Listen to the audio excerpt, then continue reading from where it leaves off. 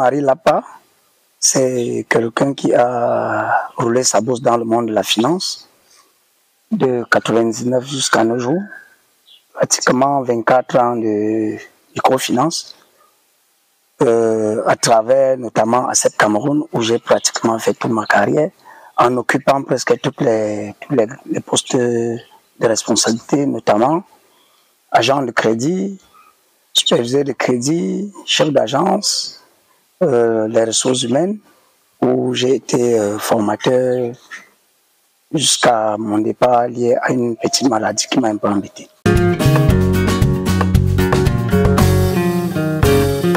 Le crédit, en fait, c'est un accord entre deux parties, le prêteur et l'emprunteur. Le prêteur peut être soit une institution bancaire ou une institution financière. Oui, et le prêteur peut être monsieur lambda, n'importe qui, une entreprise, une entité individuelle, une personne individuelle ayant une activité génératrice de revenus. Pour être un peu plus précis, ça sous-entend, si vous avez une entreprise génératrice de revenus, vous avez une société, une SA ou une SAL, vous pouvez solliciter un crédit auprès d'une institution financière.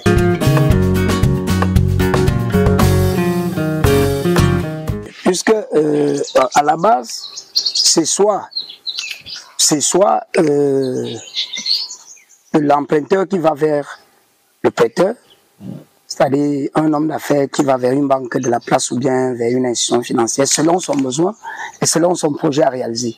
Maintenant, il revient maintenant à l'institution financière d'analyser la faisabilité, l'opportunité d'octroyer ce prêt ou pas, à travers plusieurs mécanismes que nous connaissons tous.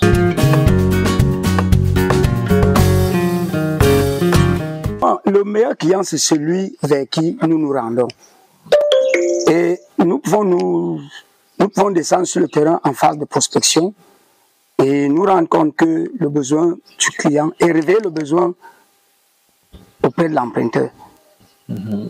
Oui, le meilleur client même déjà, c'est le client que nous trouvons sur le terrain en phase de prospection. C'est le client le plus approprié et nous réveillons à lui le besoin selon l'analyse faite par rapport à son activité.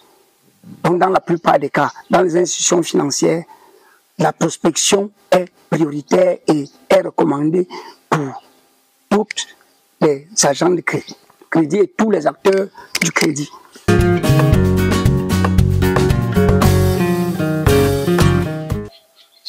Le rôle du crédit dans la vie d'une entreprise, c'est de pouvoir subvenir à certains besoins urgents, notamment le fonds de roulement, l'acquisition d'un matériel que vous n'en avez pas et vous n'avez pas les moyens de vous l'offrir vous-même.